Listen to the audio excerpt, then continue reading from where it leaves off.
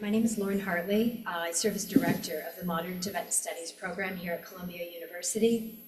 It is my pleasure to welcome Shannon Ward, Professor Shannon Ward, and to learn more today about her extensive fieldwork and research findings on language shift among young children in Amdo, Tibet. She's drawing from her, I believe, first published book this past year, 2024. Shannon Ward earned her PhD at New York University, NYU, in 2019.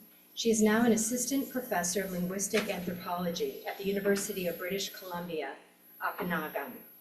Her research interests include language socialization, migration, language revitalization, and heritage language education in Tibetan communities.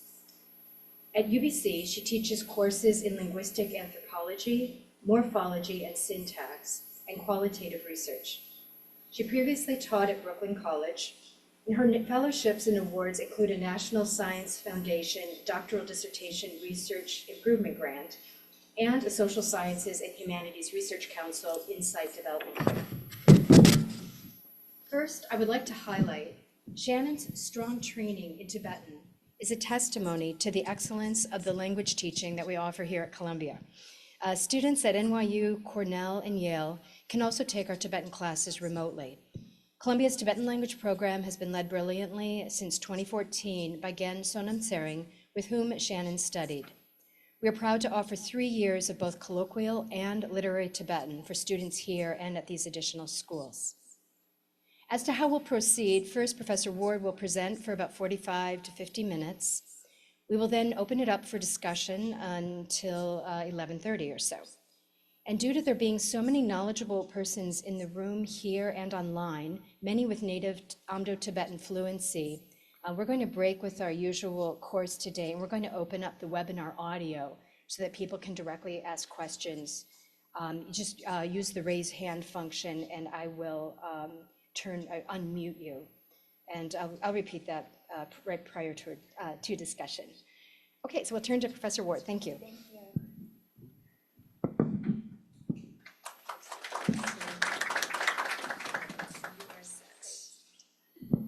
Well, first of all, just a huge thank you to everyone at the Modern Tibet Studies program. Like Lauran mentioned, the Modern Tibet Studies program was a huge part of my doctoral training. I did my language training here with Gen Sonam, as well as training in Tibetan history with Gray Tuttle.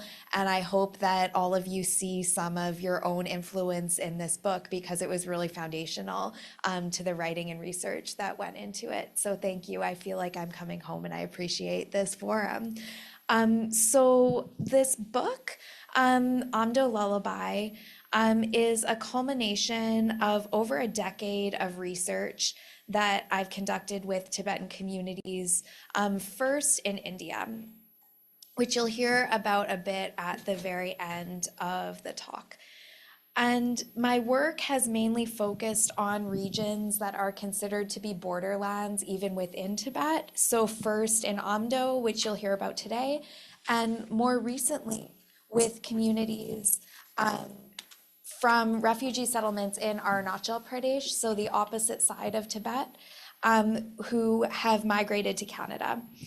So to give a quick outline of what I'll do in the presentation, I will first talk about the role of ethnography in providing unique perspectives on Amdo. So my book, Amdo Lullaby, is based on field research that I conducted in Amdo from 2016 to 2018. And it examines the language learning trajectories of children from one extended family, some of whom have remained in their rural homeland and some of whom have migrated to the provincial capital city. In addition to offering some fine-grained details about the everyday language use of these children, my ethnography also helps conceptualize Amdo as being a center of Tibet, where cultural and linguistic changes are actually informing the continued survival of Tibet. So today I'll present excerpts from my field material in 3 parts. First, I'll look at the intersection between land and language in Amdo. Then I'll talk about the ways that kinship bonds contribute to language vitality. And finally, I'll talk about the links between language shift and education policy in this region. And to conclude, I'll talk a bit about the implications of this ethnographic research for understanding continued migrations in Tibet, oftentimes from rural places to cities. So by analyzing everyday talk, ethnography can offer us perspectives on the relationship between linguistic diversity, culture, and politics. And in order to do this analysis, we also need to know a lot about language varieties and their fluid boundaries. So linguists consider Tibetan to be a language family with anywhere from 38 to 54 documented languages that are historically related. And to come up with this number, basically linguists look at a measure of mutual intelligibility. So varieties that cannot be understood by native speakers are considered to be separate languages. Tibetans refer to these diverse languages as yulke, or topoleks. And here topolect means a dialect or variety of a language that's particular to a specific location. And while linguists explicitly name each of these yulke or topoleks, many Tibetans tend to think of these as making up a single language that's differentiated into Böke, or spoken Tibetan, and Buyik, or written Tibetan. Linguists, though, recognize Amdo Tibetan as one distinct language with about 1.8 million speakers. And linguists, as well as lay people, differentiate Amdo Tibetan into two main varieties. And these are based on place as well as occupation. So Ronke, or farmer talk, which is the focus of this book, and Joke, or nomad talk. Ronke shows extensive internal diversity based on place, and this is due to long-term contact with non-Tibetan communities. So the label Ronke essentially encompasses multiple yulke, or topoleks. And the map here shows the general approximate range of where Ronke and Joke are spoken in Amdo. So the ethnographic approach that I'm taking in Amdo Lullaby is not only aiming to document linguistic diversity, but it's also aiming to center children's experiences in overlapping histories of migration in Amdo that have led to language shift. The retrospective accounts of adults who grew up in settler colonial societies have described the forms of alienation that accompany language shift in childhood. For example, in his famous work of post-colonial theory, Gikuyu author Ngugi wa Thiong'o described what he termed colonial alienation, or the ruptures of worldview and social relationships that are caused by colonization.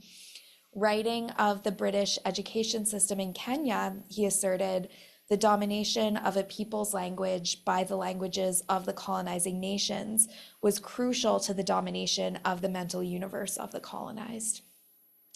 So for Ngugi, language was not only an emblematic carrier of culture and worldview, but it was also the medium for forming social relationships.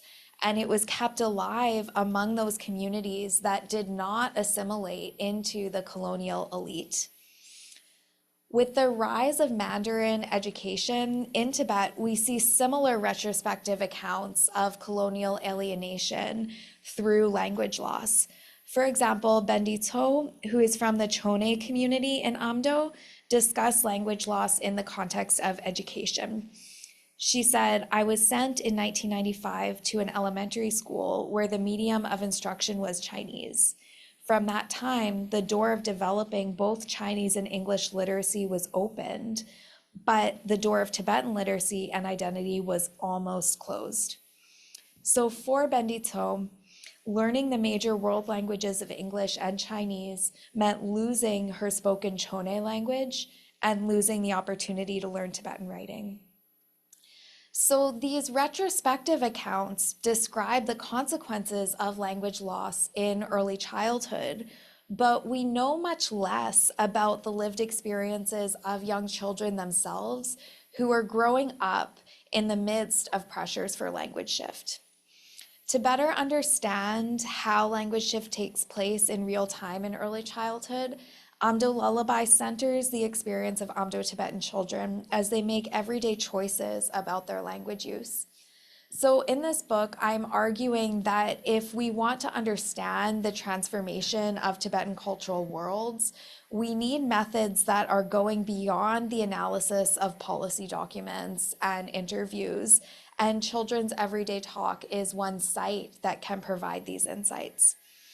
More specifically, Amdo Lullaby draws on 15 months of comparative ethnographic and linguistic research that I conducted in Xining, Amdo's largest city and the capital of Qinghai province in western China, as well as a village in rural Amdo that I call Tachen. And Tachen is located about 250 kilometers southwest of Xining in Tolo Tibetan Autonomous Prefecture. And this is an administrative unit with autonomous status, which is important because it means that there are provisions for bilingual education in this prefecture, but not in Xining City. To communicate both the linguistic details and the underlying meanings of children's everyday talk, I used a method of narrative ethnography that recasts oral history interviews, excerpts from 60 hours of recorded talk among children in 2 different households, and field notes from participant observation into ethnographic vignettes. And in the book, I focus on the stories of 3 children in particular. Lamo and Dolma are sisters in Tachen village, and they were 3 and 6 years old at the start of research.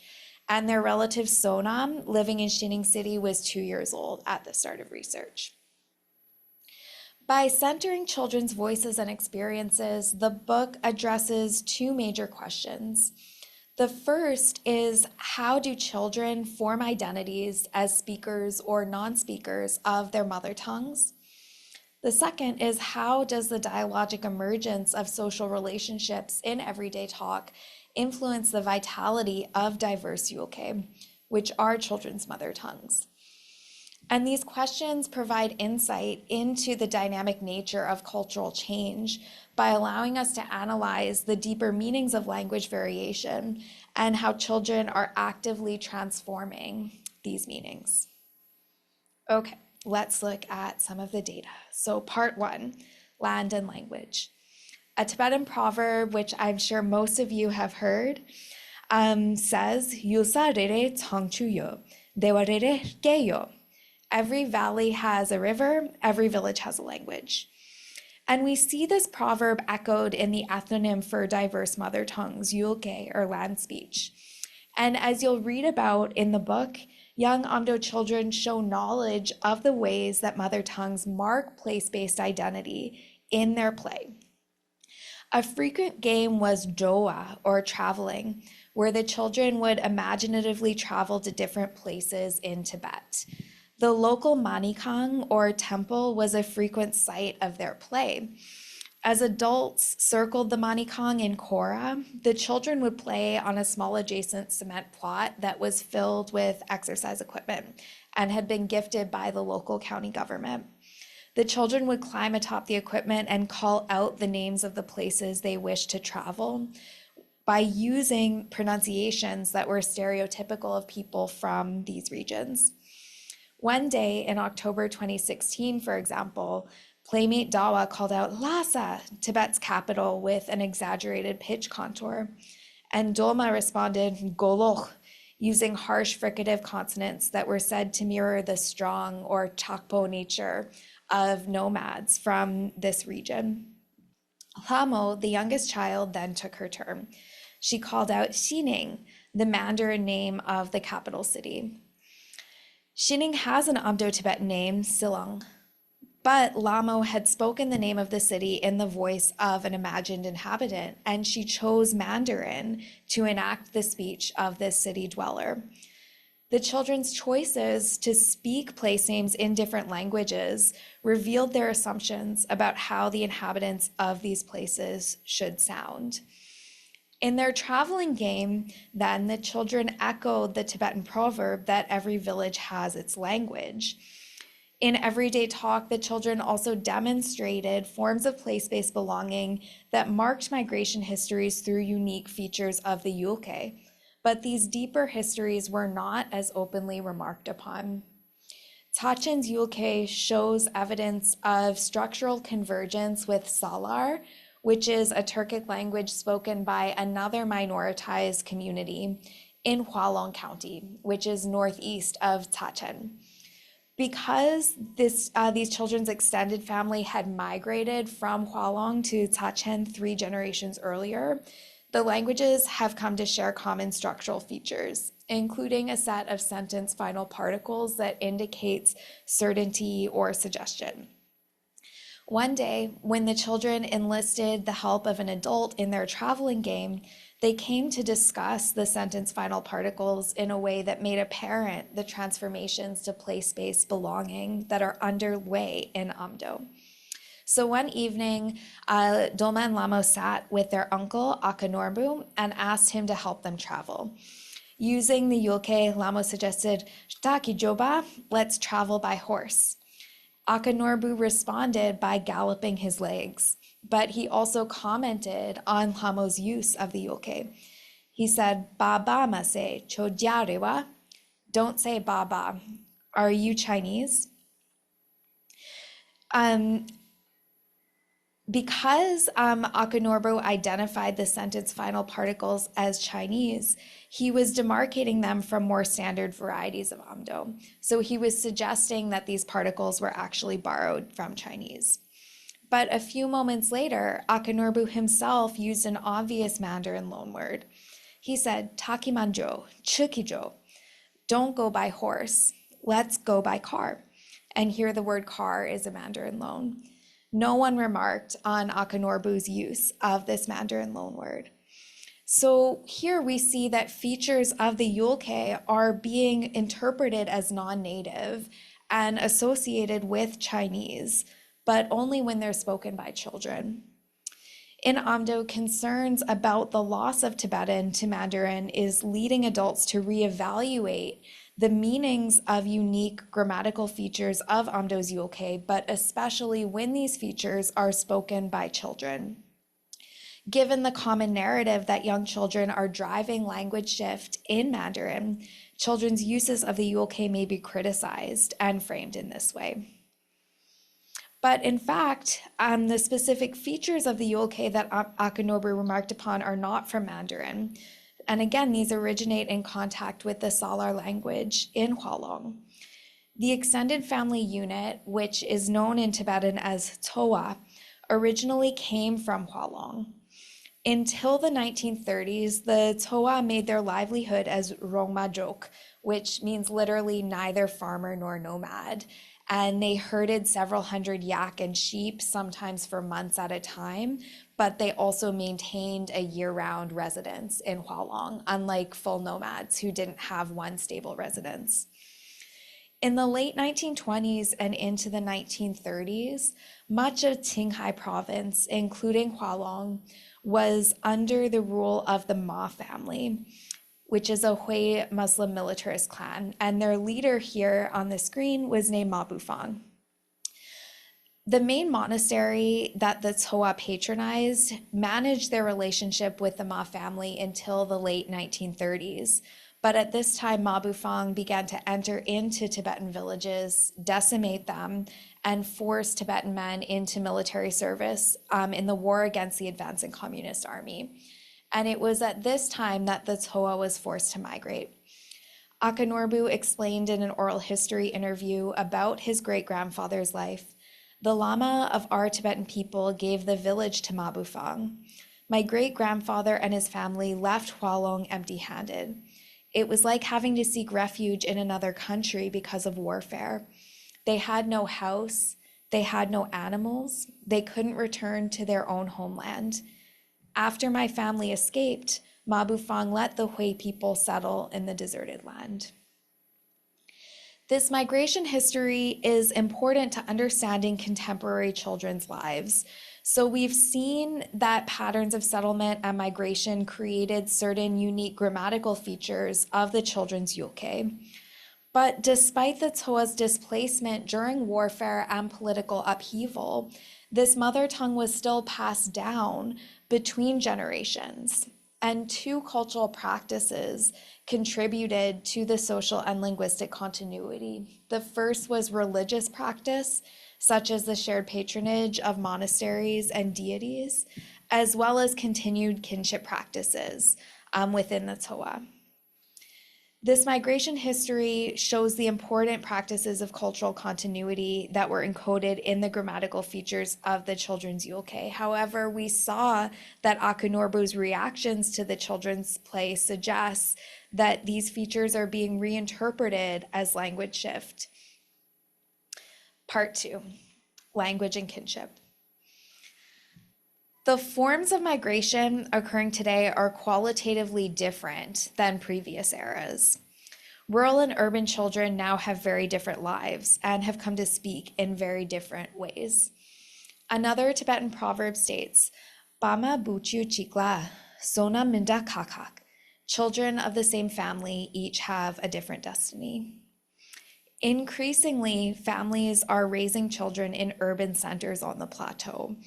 Unlike the family's earlier migration from Hualong to Tachan, which allowed for linguistic continuity, these new migration patterns are encouraging language shift from the Yulke to Mandarin.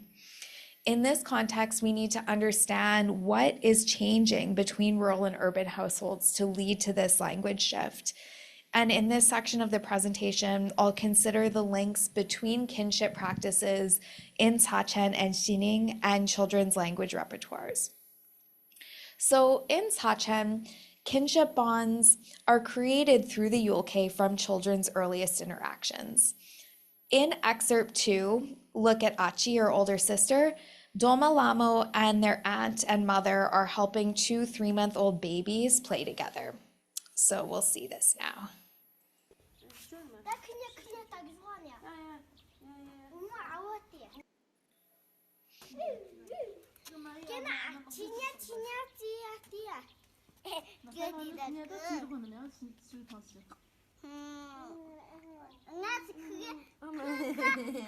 그게 아우라다. 니가 그게 와 아지. 니가 그게 너네 그를 주더라 아지를. 니를 주더라 아우를. 아우에서 그러면 칸 누르니 같이 오늘은 이마치. 아우 아지한테 또. 아치에 또야. 아지게 아우 늦어가지고.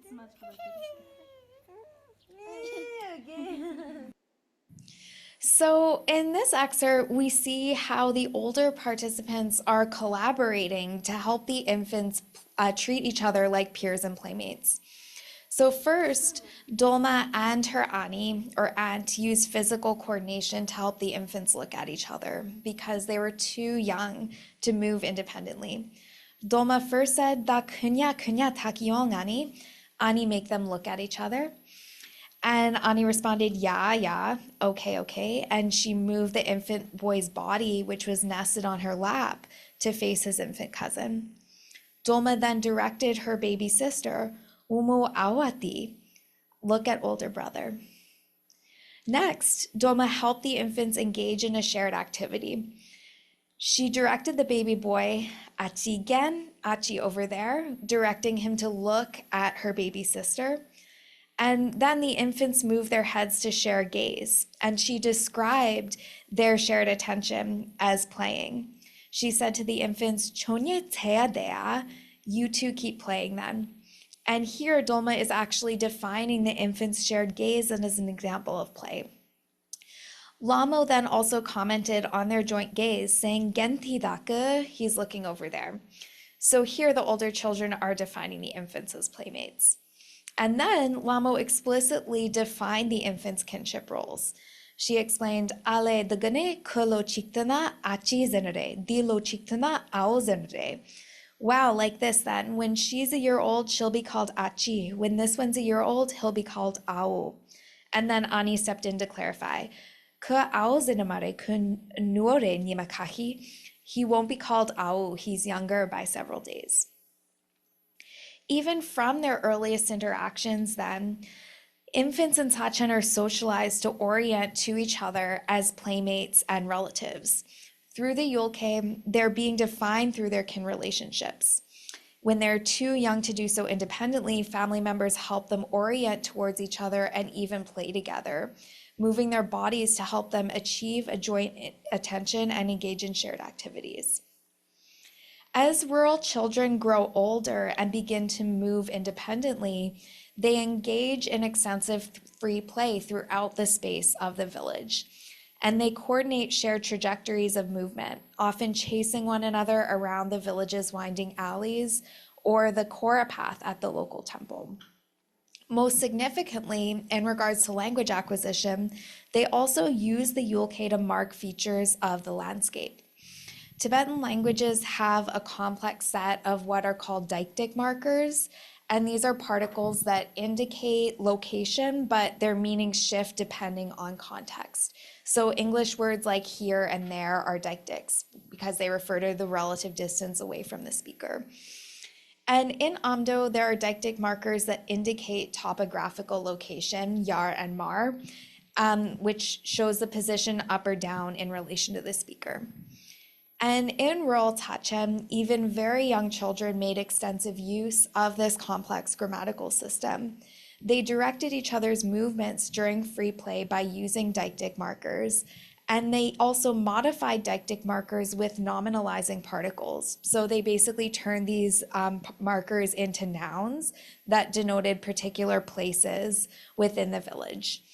In the children's demarcation, Yartka, or the upper area of the village, included the houses of their immediate cousins, and Marka, or the lower area of the village, included the houses of more distant relatives. So here we can see the cultural associations of land, kinship, and language are being reinforced in rural children's play. Urban children growing up in Xining City, however, often lack this early consistent engagement with related peers. They're growing up in smaller nuclear families, and they may see their relatives only on visits to the rural homeland.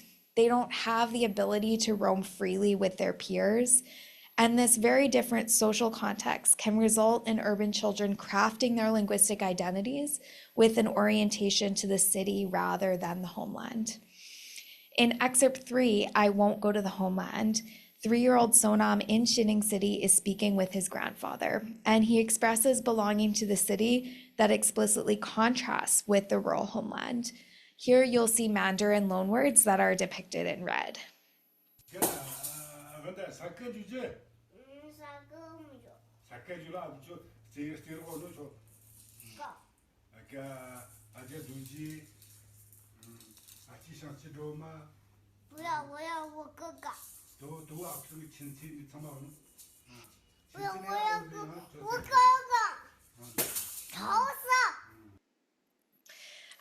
So here, grandfather asked Sonam, oh, that's Tachin Joji, will you go to Tachin, the village homeland? And Sonam used the Yulke to respond to grandfather's question. He says, Tachin Manjo, I won't go to Tachin. And grandfather tries to persuade him, Tachin Jola Akacho Tegi Terogyo. If you go to Tachin, all your playmates are there. And Sonam says, Ga, which? So here, Sonam is showing that he can speak the Yulke, but the content of his talk is rejecting the homeland and his relatives there. Then Sonam switches into Mandarin, the language of the city, to express his desire for his urban friend, which contrasts with his rejection of his relatives in the rural homeland.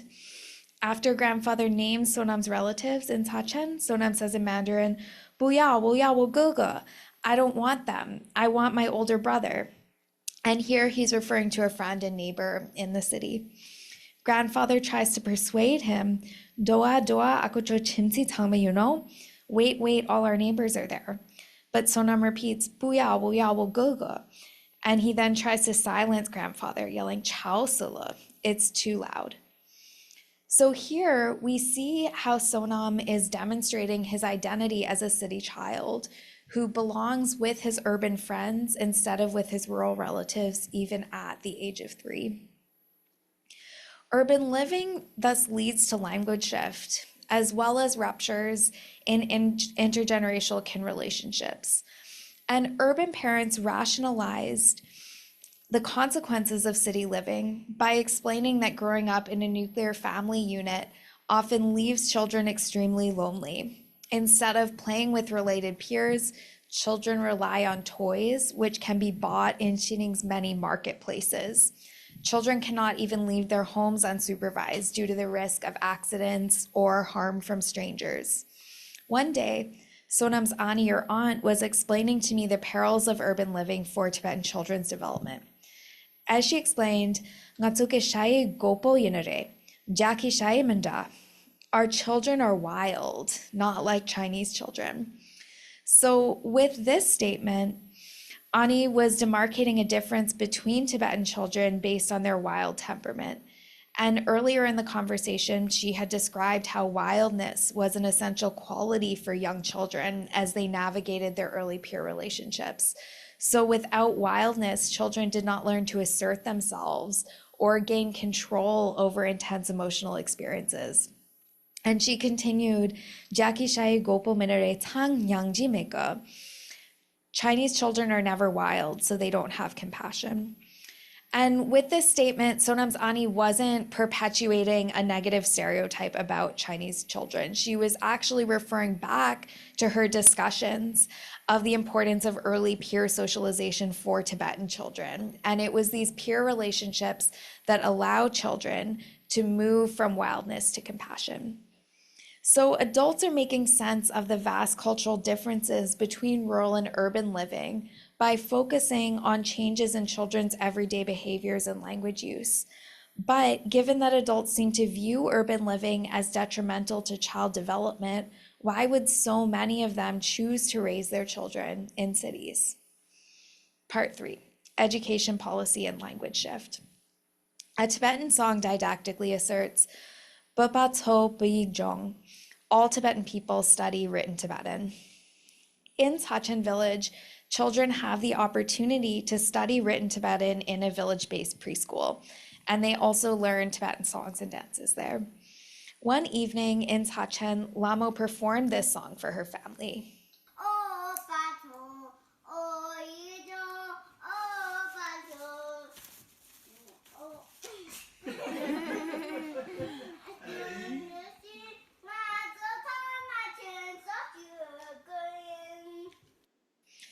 When I returned to Xining City after this trip, I met Sonam and his ama at the bus station. I met them in a nearby cafe where they had ordered a steaming plate of baozi, or dumplings, with fresh chili. As I sat down at the table, I showed them Lamo's rendition of this song, and after her performance finished, Ama encouraged Sonam to sing. He eagerly scrambled atop his stool and belted out the verses to the song, imitating Lamo's performance. Here, Lamo's voice, the voice of a village child, was brought to the city through Sonam. Amo and Sonam both seemed to recognize that Lamo's voice from the village was providing the model for the proper way to speak in Tibetan. So the speech of rural children here was viewed as more authentic, as more Tibetan than that of urban children. And a key factor driving this ideology is the relationship between education policy and language shift.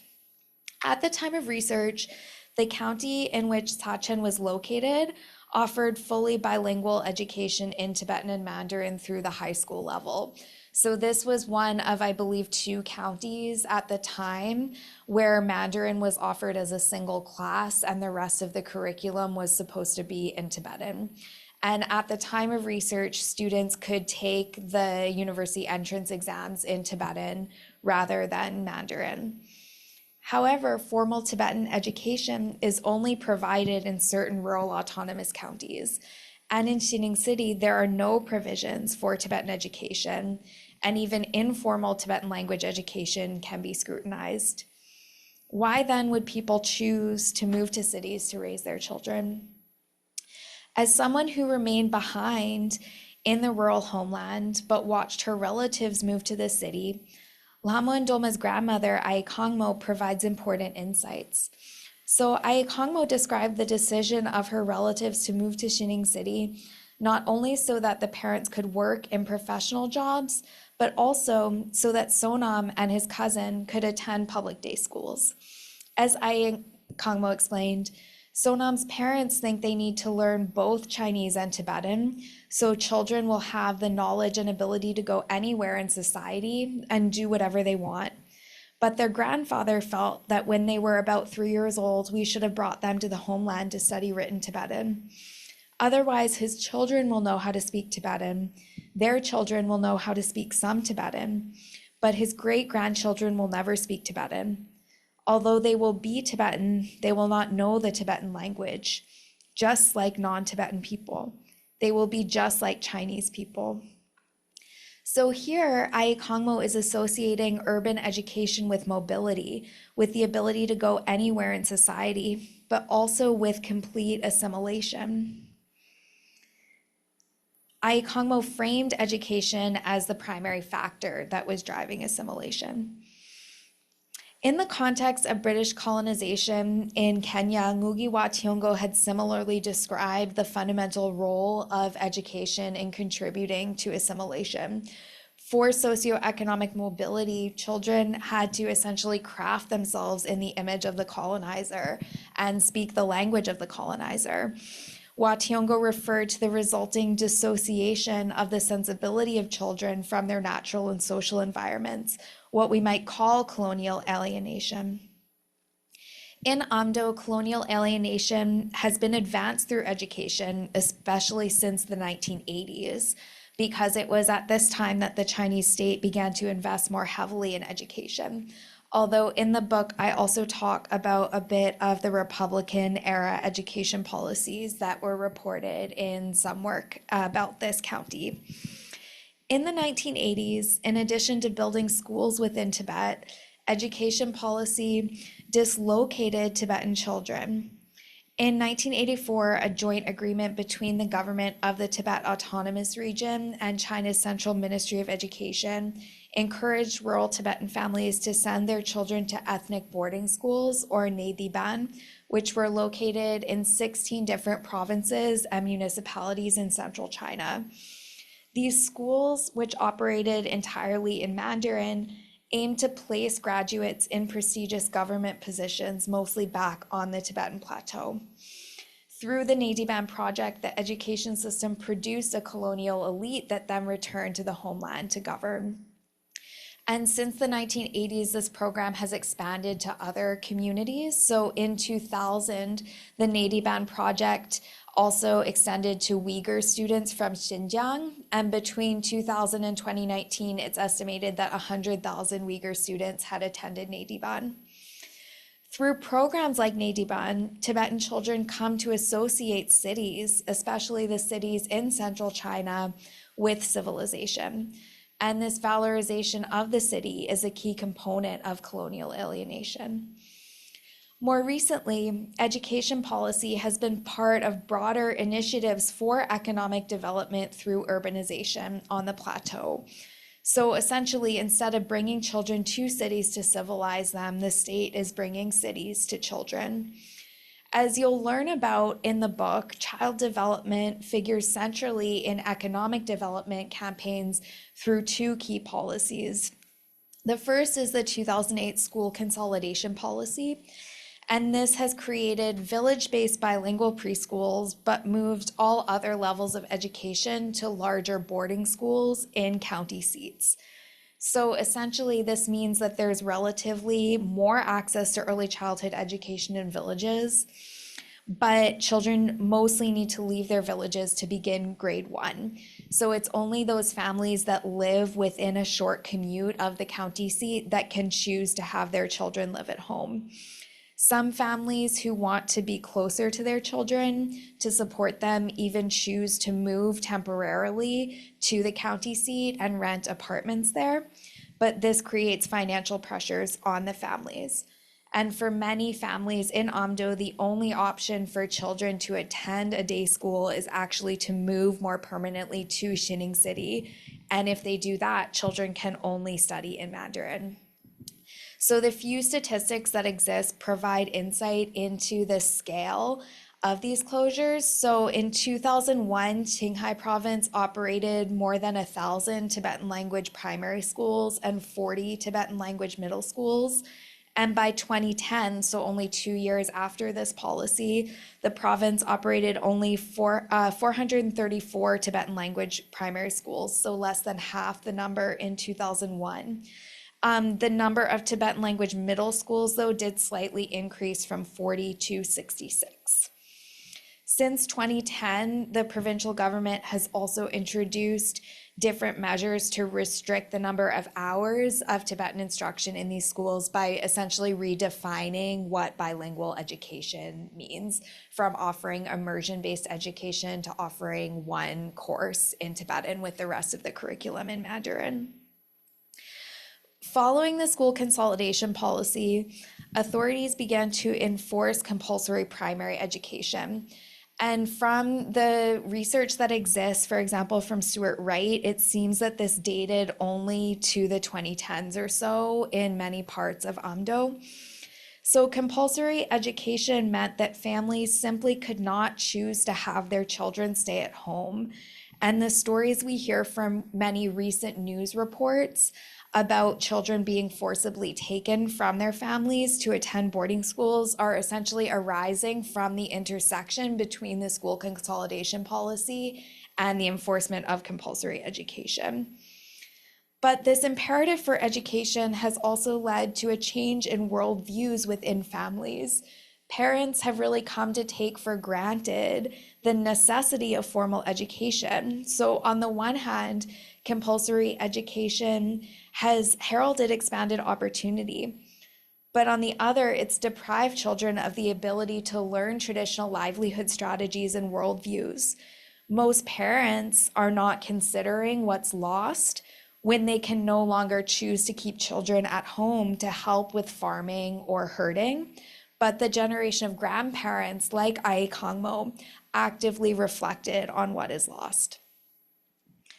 So to conclude, it almost seems as if urban children like Sonam have a different destiny than their rural relatives, like Lamo and Dolma in Sachin village. And it seems somehow natural that because he lives in a city, Sonam will shift to Mandarin and abandon the Yulke. However, increasingly, Indigenous peoples are making their homes in cities. Today, most Indigenous people live in around the world live in cities, and major metropolises like New York are home to many more endangered languages, which we know from the work of Ross right over here. Other ethnographies with Tibetans in Xining have shown the complex processes of cultural adaptation in which Tibetans are building their cultural worlds in cities on the plateau. But Tibetan regions of China are faced with a particular set of challenges to urban linguistic sustainability. Despite the promises of economic development as a gift, discrimination and structural inequalities have prevented sustained mobility for most Tibetans.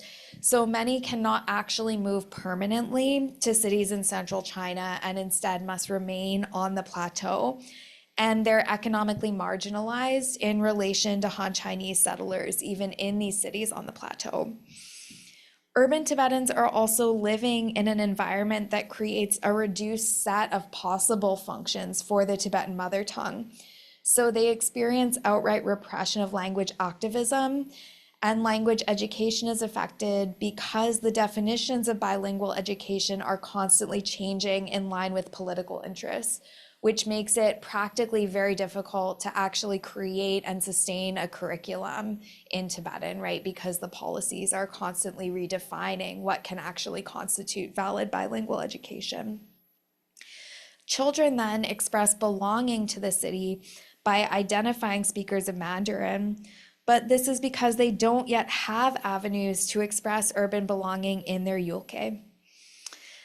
The urban displacement of the mother tongue, though, is not inevitable. There are other urban linguistic ecologies where Tibetan communities have had more freedom in developing their mother tongues and where children have more readily adopted identities as speakers of minoritized languages. And the story of the title of this book actually exemplifies some of the possibilities for urban language vitality. My first field research experiences with young Tibetan children were actually back in 2011 in Dharamsala, India, which you can see here, during an undergraduate semester abroad. The children that I met there mostly spoke in Central Tibetan, which is the standardized variety of Tibetan that's been adopted in the diaspora. However, many parents who had moved to India from Amdo continued to speak in their native Amdo Tibetan. After moving to New York City for graduate school, I kept in touch with some families from Dharamsala, and one of these families actually migrated once again to New York City. One child, who I call Kangmo, had started to speak with features of her mother's Amdo Tibetan, but this was actually only after moving from Dharamsala to New York. One evening, she sang a song with Amdo pronunciation and then asserted, "I sang an Amdo lullaby." The family's explanation for this was that since Kangmo was using Tibetan mostly with her mother, as opposed to with her peers, that her language was changing from Central Tibetan back into the family's native Amdo Tibetan. So this book speaks more broadly to issues of urban language vitality. It suggests that kin relationships can sustain linguistic diversity through multiple forms of migration, like we saw from Hualong to Sachen, but even migration beyond Tibet. But in order for this to happen, children must actively identify as speakers of their mother tongues. And we can see some examples of this in the diaspora. So the image here shows a Tibetan child from Arunachal Pradesh introducing an infant to her grandmother back home in India through video chatting. Children's peer relationships, as well as their cultural practices, are the primary channels for building their linguistic identities. So we may see children's play as disconnected from adult worlds or as a mere reflection of these worlds, but in fact, children are actively recreating culture through their language use, particularly in times of social and economic change. In Amdo today, the school consolidation policy and increased restrictions on expressions of linguistic diversity are actively narrowing the opportunities for children to identify with their Yulke. The pressures to attain socioeconomic mobility, often through boarding schools that operate in Mandarin, dissociate young children from their homelands, their families, and their mother tongues. So the education policies in Tibet will have to change to respond to children's social and cultural needs in order for their mother tongues to survive. But I also want to highlight the considerable agency that children still have in this process. Benno Weiner wrote that historically in Amdo, principal markers of identity might have been connected to the local landscape and its associated in spirits and gods, while political loyalty may have been directed to the local Dewa, village, or Toa, the king group. And Amdo Lullaby actually argues that it is these same forms of place-based identification that are ironically driving language shift among Amdo Tibetan children. So young children are identifying their urban peers with the language of the city. Here, cultural logics of place-based linguistic variation are continuing to shape Amdo Tibetan social worlds. So if we can find ways to ground diverse Yulke in new places as their speakers move, there are possibilities for Tibetan linguistic survival. Thank you.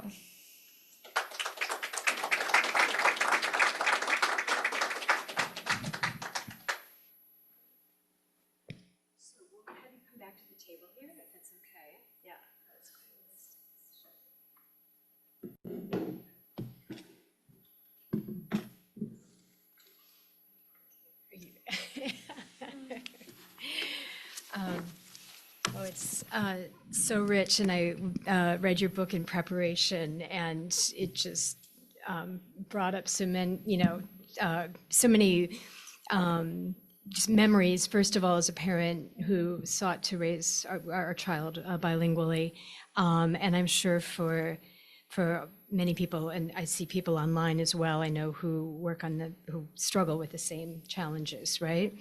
I thought I might ask you one question to start off, and then I'd like to turn to perhaps some of the linguists in the room who could bring this, engage you on your, in your field especially. And then we'll also open it up to online questions, please. I think one of the things I was most struck by in your book was this role, what you were talking about, the importance of the linguistic identity. And I mean, it's quite, moving and in the book, the how you describe the children with the aunt and the mother, and you showed us the two kids on the lap, right? All of that happening was so rich. And then the peer involvement, you later in your book, you didn't talk about it quite as much here, but they go on out into the field and they replicate these conversations, they repeat the way you said it here, recreating culture through their language. So that you have that scene, and then you have the scene in Shining. And the scene in Shining, so poor Sonam, and remind us, how old is he in that picture? In that one, he was 3 years, 8 months old. Okay. Yeah. And I don't think I saw the chart. I was hoping you might didn't. include. Sorry. I should have Could, included it. so that would actually be one thing. Shannon did very careful work on tracking each year each month even how the language changed. Yeah. Do you want to talk about that a little bit? Why don't we start with that? So essentially with Sonam, I was able to take monthly regular samples of his language use because I was in Shining City like full time. I was trying to get monthly samples of the children in the village as well, but it ended up being a bit more sporadic with like longer visits in the village every few months. But so for Sonam, one of the things that I tracked was his acquisition of these deictic markers. And so essentially he never in his repertoire used the topographical deictic markers. Being this location markers. Right, but he used the ones that were more immediate, like here and there, but he never used the upper and lower. But we could see a shift in the number of times per hour that he produced these deictic markers here and there. So Mandarin has equivalents of here and there, but not the topographical ones. And so as soon as he started preschool, he shifted from preferring the Mandarin deictic markers to preferring the Tibetan, said it opposite, to preferring the Mandarin. So in the chart, you can see it's literally as soon as he starts preschool, then it shifts dramatically. So entering into school was really the primary motivation for the language shift.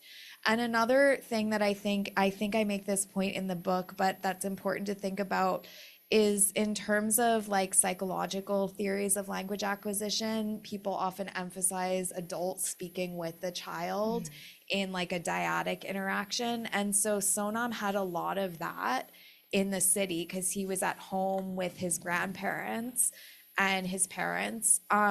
And so what we saw is that actually, so for his age, Sonam was speaking more than toddlers in the village because the toddlers in the village were running around in groups of related peers and they were oftentimes a little bit peripheral to some of the play activities, whereas Sonam was always one-on-one with an adult. But even that early intervention or extent of language input couldn't overcome the effects of the peer relationships that he then made when he started preschool. So the real centrality, the importance of those peer relationships in the language. And then I do think and then this identity. So I thought of Sonam, who gets, I think maybe like something like, you're a person who speaks Chinese, right? Or, like you get this kind of pushback. He becomes identified as a person who does not speak his mother tongue. Exactly. And yet he could very well have had the same level as, for example, our daughter in the middle of New Jersey, right? Yeah. Who was often reworded and commented on and had an identity as knowing her mother tongue. Yeah. Even though the levels may actually have been the same. Yes. So you have that context. So with that, and I just wondered if you have any advice for, based on linguistic research, does that offer advice for parents, for parenting, for example, and bilingualism, whatever languages, about how parents can interact with their children and encourage these identities, one. Actually, I think that, and then secondly, parents want what's best for their kids. They're in this situation where economically they want their kids to be able to get good jobs. We know that, I was in Xining for my field work in 2000, and it was at that time that if you went through Tibetan track language education, you used to be pretty much guaranteed a job when you got out. either as an editor or a teacher or something. That was exactly in 2000, I think, was done away with. So then you were competing with peers who've been raised, right, with Mandarin as their native language, for example. So do you also have, and my limited linguistic background, I understand, for example, bilingual speakers is pretty much what they speak up to about 12 years old that will affect the accent that you retain. Would you have any additional advice for parents on this idea of either this child going back to the homeland for the summers, or at what year? Is there sort of a magic cutoff year that then if you move to the city, it's not a problem, you'll be able to compete, but also retain the mother tongue? Yeah, no, wonderful. So yeah, in terms of what like parents can do, the literature definitely from like education studies has as the main recommendation to allow code mixing. Allow kids to mix languages in order for them to be able to continue to speak more than one language. So we see code mixing is something that bilingual speakers actually do naturally, right? We saw the adult in the traveling example, right, use the Mandarin loanword. And so if you actually allow children to speak more intuitively and use code mixing to kind of fill the gaps in the grammatical and lexical knowledge that they might not have in the mother tongue, that can also actually help them continue to speak it. I think, again, we see things that are really different between Amdo and the diaspora. Like in Amdo, what I found to be really interesting is that the kids did have peer groups, even kind of from the same extended homeland. So, and a lot of them would actually choose to send their kids to the same preschool. So Sonam was in a Mandarin preschool, but I think about half that class was Tibetan, like Amdo Tibetan speakers, and many of them were actually from Tolo County, right? So they were from the same, even not the very same village, but the same region. But the kids didn't use the language at all in their peer relationships. And in diaspora, we then see like smaller numbers of children who actually sometimes choose to use Tibetan in the peer relationships. But a lot of it has to do, I think, at least what I've seen with like community building and the enthusiasm that a community can maintain for kids to learn the language, because oftentimes, especially after they get to be like 5 years old, they see it as a chore, like it's something they have to actively learn and actively put effort into. And so I think one of the recommendations that I have is for there to be more emphasis on building the peer relationships in these community-based initiatives. But one challenge, like a big challenge in the diaspora as well, is that just the funding for the community initiatives is really spotty, right? So it's hard to get continued funding for things like language teachers. A lot of it is run on like entirely volunteer labor. And so I think if we saw more resourcing for these programs, that would be beneficial as well. Sorry, did I answer your question? No, that's great. Yeah, Okay. yeah, I think it. And then, would you say that the study of the written language can reinforce in a way? Yeah. Did you So, talk about that? well, yeah, and I talk about that actually more in my later research with the diaspora community, but it can reinforce and help kids to speak in Tibetan, but only if it's done in a way that's not super prescriptive, right? And so when it's done in a way that's like, this is the right way to speak and this is the right way to write, and if you don't do it properly, you don't know, then kids will stop speaking. But it can also be a kind of anchor for them to identify with the language. So sometimes even when they don't have the speaking ability, if they can do things like recite the alphabet or read out a prayer, like they're able to then identify as speakers, and that can also build their ability to study later in life. That's awesome. It serves as an anchor then. Yeah. And it sounds like you're talking about also sort of not, prescribing, or like even in the conversation as well, it's not like, oh, you said that wrong, but rather you can model it the correct way, just sort of naturally, but you don't censor what they comment on it. Okay, we open it up to questions here. If anybody would, Julie, thank you. we have a microphone, and we ask you to speak into it so that people online can hear your questions. And for those of you who are online, I'm going to now monitor the chat here, and if you use the raise hand function, we'll give that a try. I will then unmute you, so you could also ask your questions directly. Thanks. Yeah, great. And I would just want to acknowledge, this is Professor Ross Perlin, who teaches here at Columbia. He's linguistics here. He's also co-director of the Endangered Language Alliance, and has worked with one of our recent graduates who's online as well, William Gore. I hope you'll also raise a question online.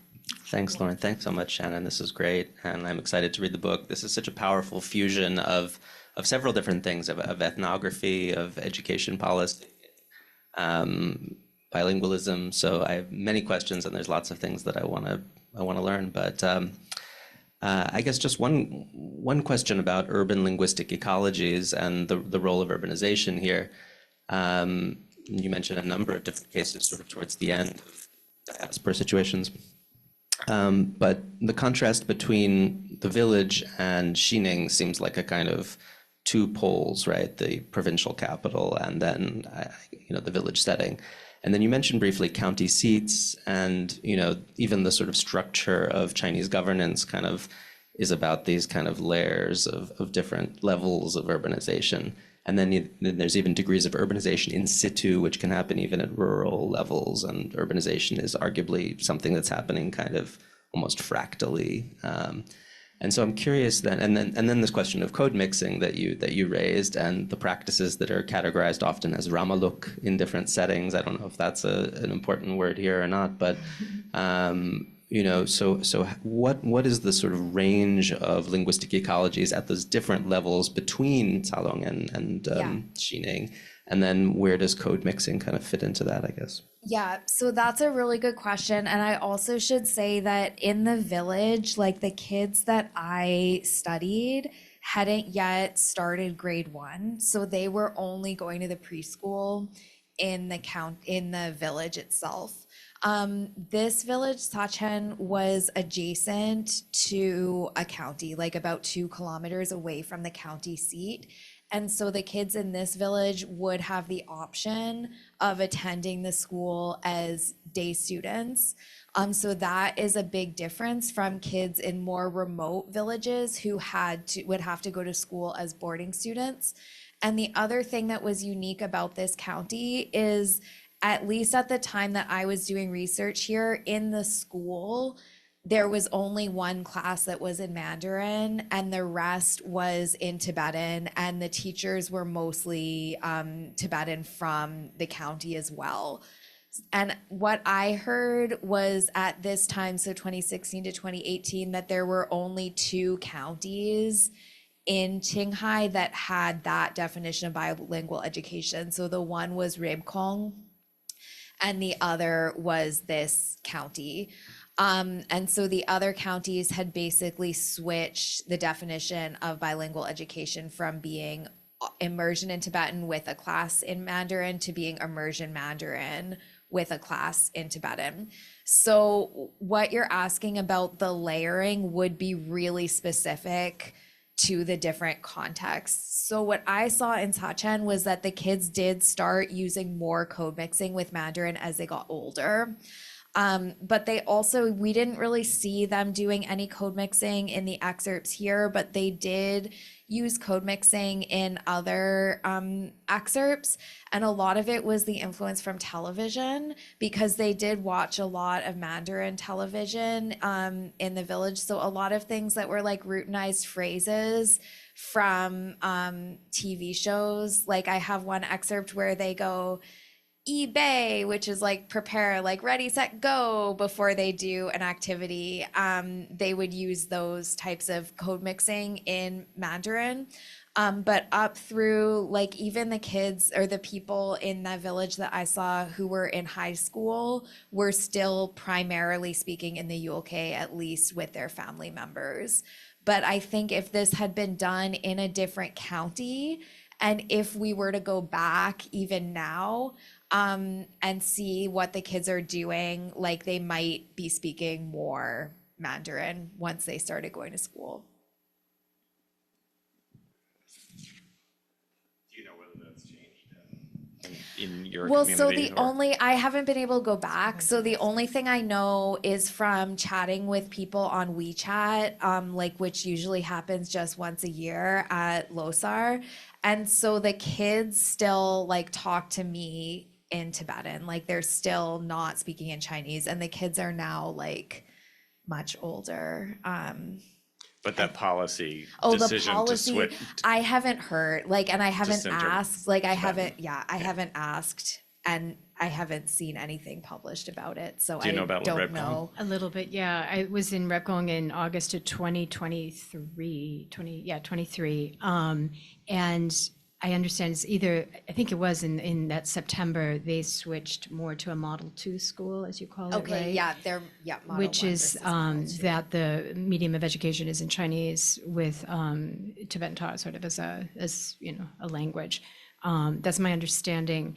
I will also say though, at that time, for all my years of going back and forth, it was the first time that I was ever in a village and I saw very young children speaking Chinese with each other. Wow. In a Tibetan village. And I think that may have reflected some of the education change.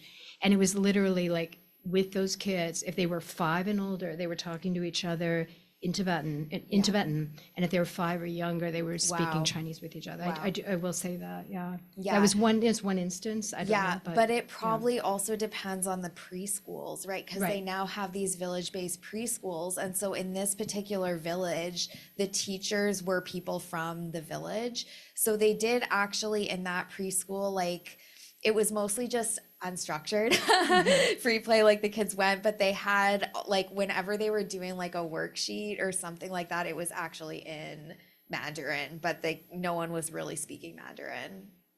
Yeah. Yeah. So, do you want to follow up with anything? Okay, we have, I think, a question over here then. That's good. Thank you. I think it's basically a follow-up question because you have this really wonderful, clear analysis about placemaking in language use and also the uptake of kinship roles, right? And you use the deictics to show the ways in which kids are really enacting their uptake of this language in villages. And so I'm wondering if you could talk a little bit more about how mediatization plays into that, right? Because you're talking about like, they'll take a phrase from the TV show and then put it into play, right? And being a little less steeped in this particular context, people often think about like, accent uptake from media, et cetera. So, but how do you think about mediatization in the village and actual uptake of language there? Well, okay, and this is also really interesting because they have different media from different regions of Tibet that you can get in Amdo. So like the Lhasa Tibetan is a specific channel, right? So the kids, I think, were picking up some of these accents from watching the television shows that were like stereotypical. And then a lot of the media from like the Amdo Tibetan media channel uses this like nomad talk accent in the broadcasting. And so I actually think that the mediaization was part of what was maybe informing the kids' understanding even of the linguistic diversity in Tibet. But another phenomena that was really interesting that I didn't have a ton of, I didn't talk about in this talk, but chapter 5 of the book looks at it a little bit, is basically what parents are doing in the city for language education. And so there were some parents who did do Tibetan instruction and reading and writing just at home. And they also created WeChat channels for the kids. So the kids would be like instructing other kids in learning Tibetan or doing like a speech competition in Tibetan. And most of that was through social media.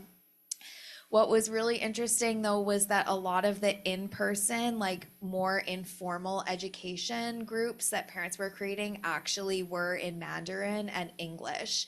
And so English was kind of seen almost as like this language that was okay for people to teach, but that wasn't Mandarin, right? And so it was almost like, well, we can have the kids be included in urban society, but not assimilate if we're having them come together and speak English. And so they would have these reading groups and English language schools that were like open to kids from every ethnicity, but were 90% Tibetan kids, right? But I know that if those groups had been run in Tibetan in person, they probably would have been shut down like at some point in time, right? And whereas the WeChat groups were, or the WeChat channels and stuff were kind of allowed, like those didn't seem to be problematic. And the kids were like the star of the WeChat channel. Yeah. Pretty powerful.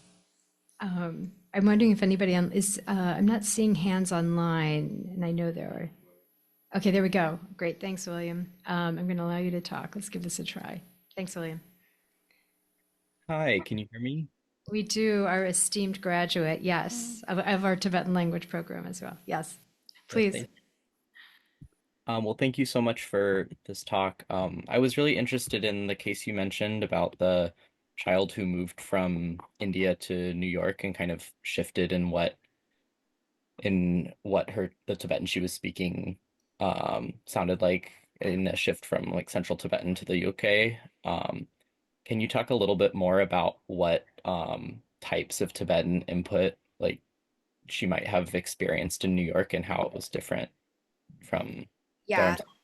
Yeah, for sure. So in Dharamsala, my understanding, this child, she was staying like kind of near the Norbulinka Institute, which was in like lower, no, I forget what it's called. I don't think it's lower Dharamsala, but it's below McLeod.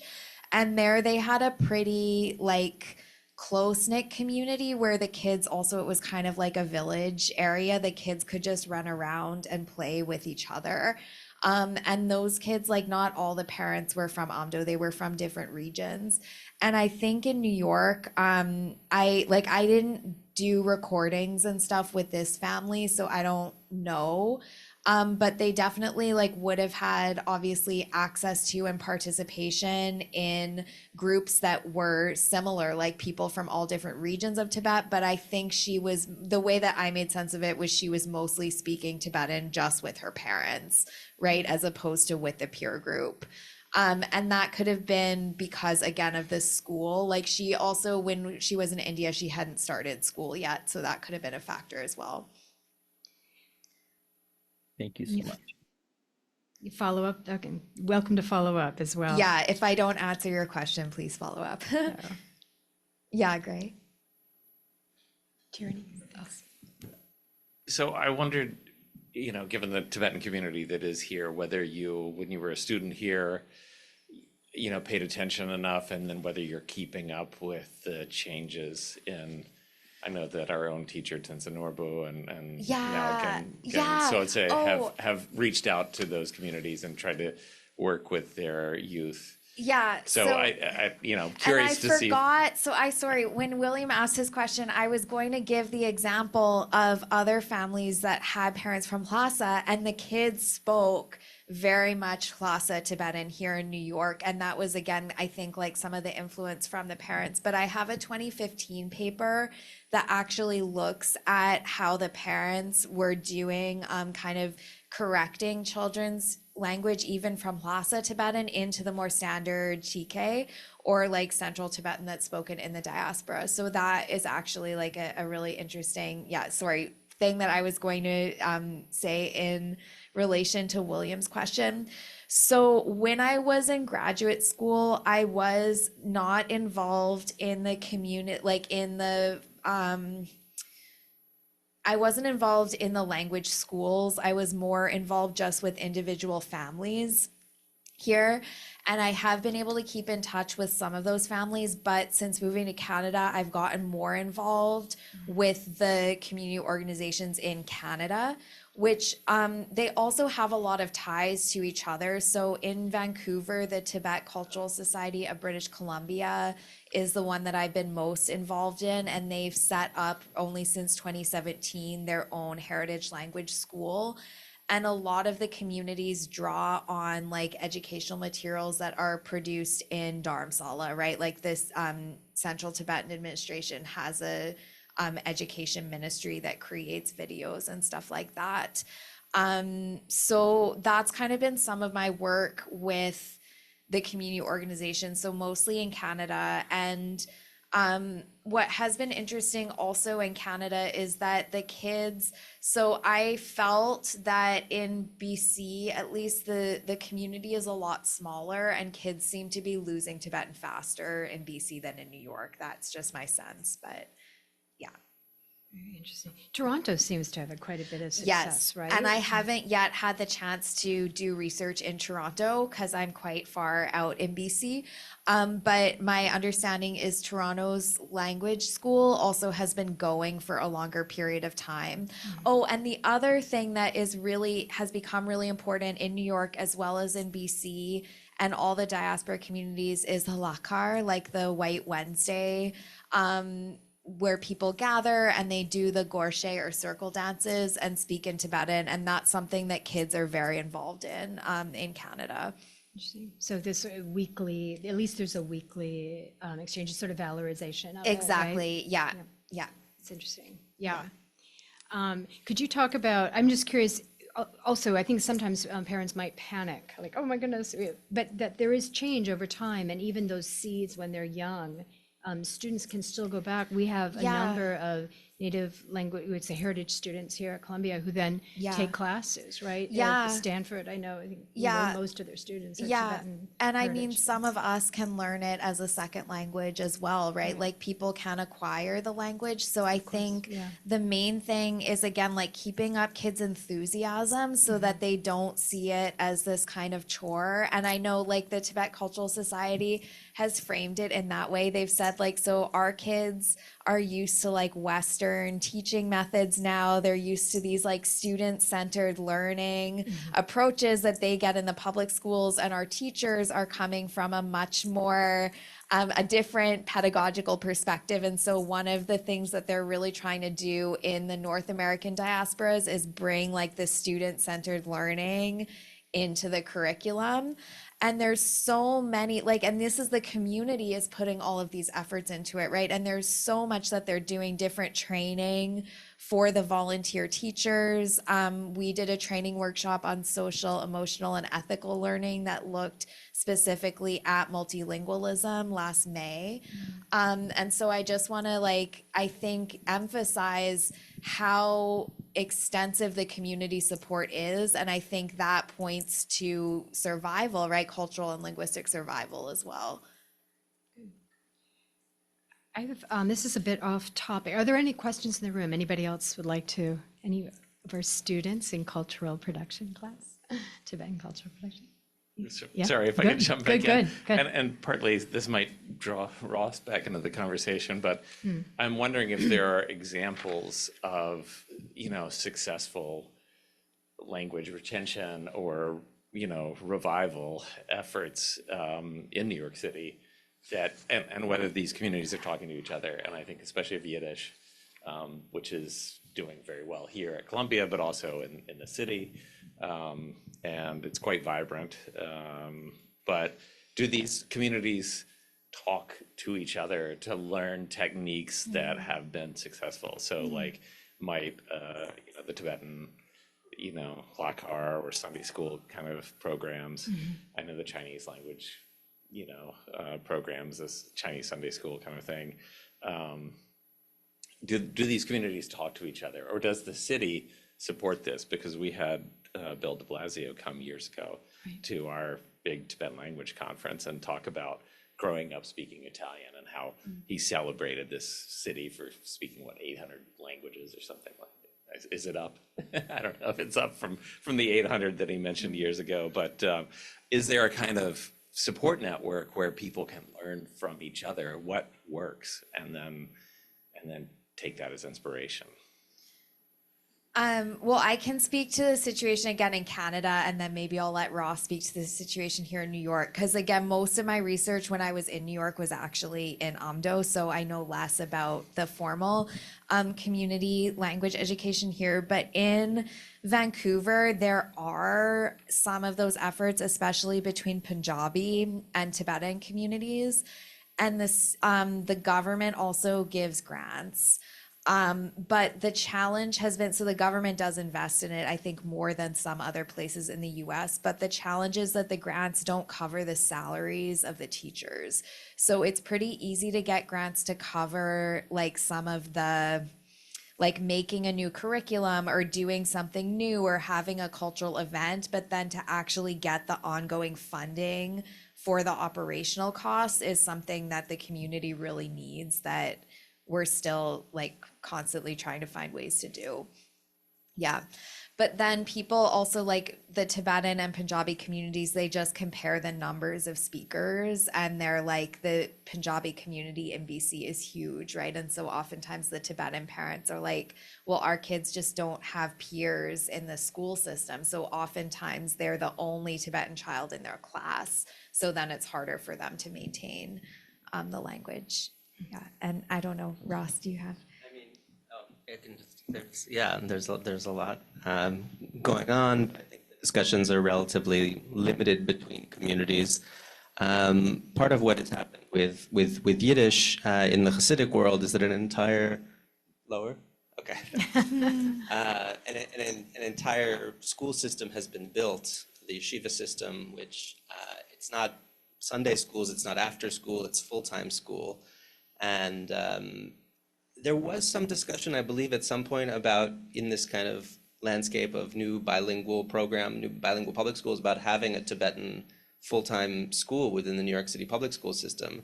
And potentially, you know, in certain areas of Queens, you could have a percentage of, there actually would have the percentage of parents where legally a bilingual program could be started. That would take some serious community organizing, but it's possible. And there are now programs in 13 different languages that are part of the New York City public schools. And in some cases, like the French schools are spreading because the French government is actually investing, and so on. You know, all of these issues of curriculum development and textbooks and all of that still remain. And then it's also interesting to think about the other languages beyond a kind of standard Tibetan as well. Even when it comes to the after-school programs, I understand that in the Sherpa community, for instance, they've kind of vacillated here. I mean, they have a critical mass, they have a powerful organization, but at times it's like, we want to teach Sherpa, at times it's like we want to teach Tibetan, at times we want to teach Nepali. Which of these languages, I think currently Nepali is kind of being focused on more, but so there's that complication as well. But I think full-time schooling, in general, school can, I mean, part of, I think, what the powerful research here is about showing peer groups and these other kind of outside of the school system. But if you are going to hope for the school system, then full-time schooling or beyond just kind of after-school things. It's my understanding that's being broached in Minneapolis area recently, that they're working on, the legal papers for that. So we shall see. Yeah, it's a challenge, but yeah, please. Thank you so much for the talk. I just have a question about like how adults create narratives to convince children that they should learn, or at least kind of care about their heritage language or Tibetan. So my niece is Korean Canadian, and when she was little, like 3 or 4, she was speaking Korean a little bit, and she's like, I'm Korean. She still says I'm Korean, but if her parents or I tell, well, you're Korean, so you should speak Korean. She's like, no, she's like 7 or 8 now. She's like, I speak English. It's kind of shifted, and it's difficult to find what kind of narratives will work and what makes sense and things like that. If you've seen kind of strategies that people, individuals or organizations use. Yeah, well, so the main one that I've seen in the Tibetan communities is the connection to Buddhism, right? And so that's also one of the reasons that like learning the literary language is important. And so I think there is this idea that like in order to be like a good Buddhist, it's better if you know Tibetan. But what I've seen in Canada also is kind of the complication of parents themselves being unsure as to whether these language programs are really worth the investment. So like a lot of the conversation still is about like, well, there's no jobs in the Tibetan language, so maybe this isn't really important. Maybe Buddhism is what's important, but if we lose the language, that's okay. So kind of instead of seeing it as super like integrated into culture, as kind of almost having to make these trade-offs between like what do we actually want to teach, right? And I think yeah, I mean, you need formal education for language development, right? But I think also it kind of overlooks how important just the everyday relationships are, and like what parents are able to do at home, and kind of the more that kids can be exposed to the language as well. And so I think sometimes the just importance of the everyday choices that people are making, like they have more agency than they think. It doesn't always have to be like a formal program that has funding in order for language retention to actually be possible. Yeah. And then the other narrative that was really common is so that people can speak with their grandparents, right? So in order for kids to be able to communicate with the grandparents and older generations who are oftentimes located in India or back in Tibet, that's one of the main reasons that that people are motivated to keep speaking. I'm reminded of a poem by Ju Kalzang. Do you know it? No. It's Per Ama Mani, Tibet Mother Mani. And it's really a beautiful sort of almost chants. He talks about this, the mother is chanting Mani with the child, how that it's imbued with, in his words, with these words by the mothers of Tibet, Mani is chanted by the people of Tibet, Mani falls on the mountains of Tibet, Mani is carried. And then the Mani of Tibet emanates from our mothers. It is imbued with the Amma of Tibet. And he talks about hearing the croon of our mother's Mani, but tying together the Buddhism, the land, the genealogy, and the language all in one. It's really beautiful. I made copies for people because reading your book, it evoked this poem for me. I have the Tibetan as well, but I had wanted to hear, I don't know if you have any last comments about boarding schools, and I don't want to end on a thorny note, but it has been discussed about this 1 million, quote, students in boarding schools. And in my experience, some of the boarding schools actually help maintain Tibetan language at the middle and high school level in the towns. But that policy may be shifting now.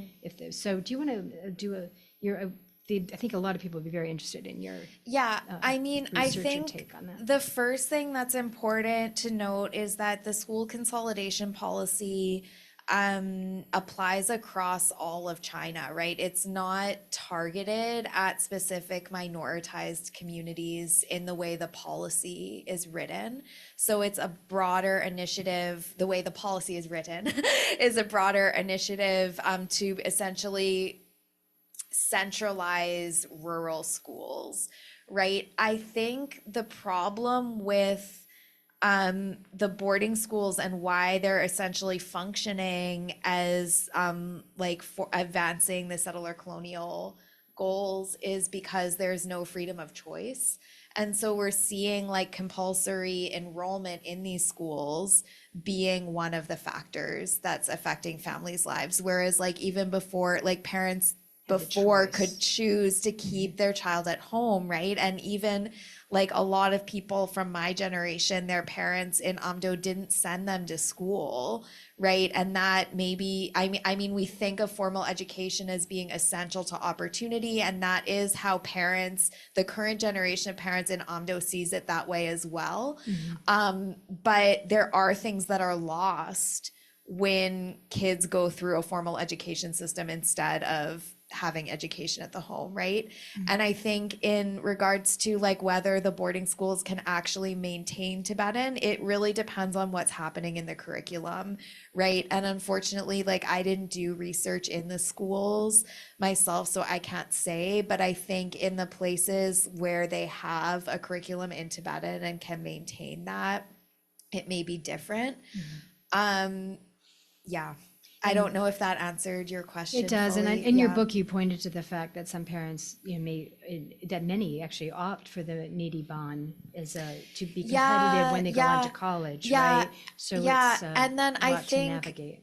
well, and I think there's not always this consciousness among parents in Amdo that they're losing the language and they're losing the culture by participating in the things that China is offering them. I don't think that there is currently among many adults that kind of consciousness, but they're not being given the choice, right? And I think that's what we see happening. But there's a scholar named Yingji Yingji who works in Hong Kong right now, who has written a really fascinating article, which is the one I cited for the school consolidation policy, but it's called To Be Included Among People.